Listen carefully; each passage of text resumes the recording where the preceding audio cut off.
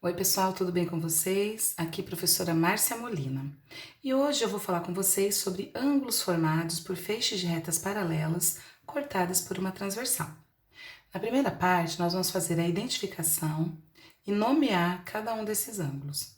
Vamos começar pelos ângulos correspondentes, lembrando que quando nós observamos a posição dos ângulos em relação a essas retas paralelas que estão cortadas pelas transversais, nós temos nomes e relações estabelecidas entre as suas medidas. Então, observe aqui os ângulos correspondentes.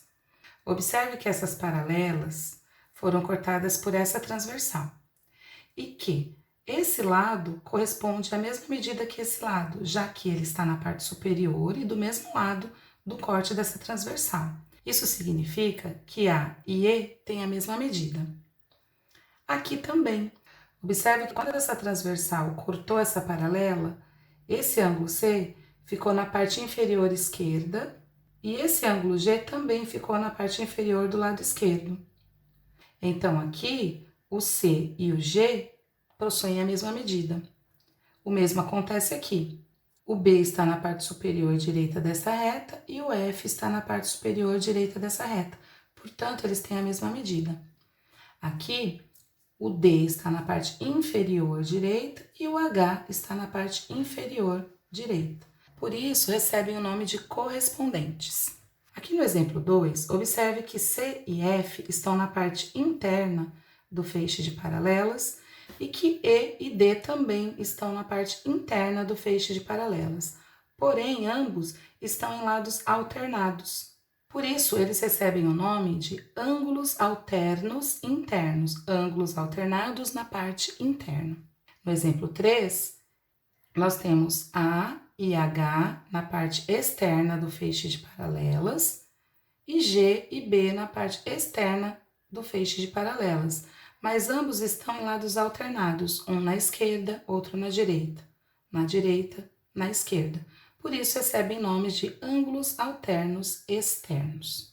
No exemplo 3, observe que C e E estão do mesmo lado na parte interna do feixe de paralelas e que D e F também estão do mesmo lado do feixe de paralelas e na parte interna. Por isso, eles são chamados de ângulos colaterais internos. A palavra colateral quer dizer mesmo lado. No exemplo 4, nós temos os ângulos A e G do mesmo lado, só que na parte externa, e B e H do mesmo lado, só que na parte externa. É por isso que eles são chamados de ângulos colaterais externos. E como é que a gente usa essas informações para fazer os cálculos? Todas as vezes que você tiver um ângulo, você pode fazer o oposto pelo vértice dele. Oposto pelo vértice, eles têm a mesma abertura e estão opostos somente pelo vértice. Vamos chamar de OPV. Então, nós vamos sempre tirar o OPV, vou tirar aqui do ângulo F, e aqui, entre eles, eu vou passar uma reta.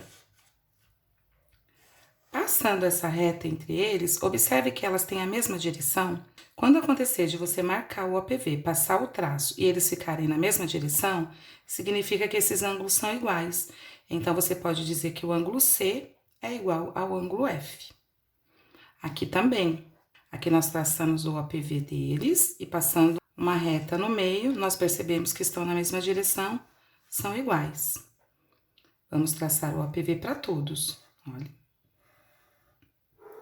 Traçando a reta entre eles, nós percebemos que eles são iguais porque estão na mesma direção. Vamos traçar o OPV desses, mesma direção, então também são iguais. Então, o que a gente percebe? Que os ângulos alternos, sejam eles internos ou externos, eles são sempre iguais. Agora, vamos ver os colaterais. Vou traçar o OPV para esse e o OPV para esse. Quando eu passo o traço aqui entre eles, percebam que eles têm direções opostas. Quando isso acontece, eu somo os dois ângulos e igualo a 180 graus. Nós vamos fazer exemplos com cálculos na parte 2. Aqui, tirando o OPV, percebemos também que eles estão em lados opostos. Então, nós vamos somar os dois ângulos e igualar a 180. Lados opostos, vamos somar os dois ângulos e igualar a 180. E aqui também, lados opostos, vamos somar os dois ângulos e igualar a 180.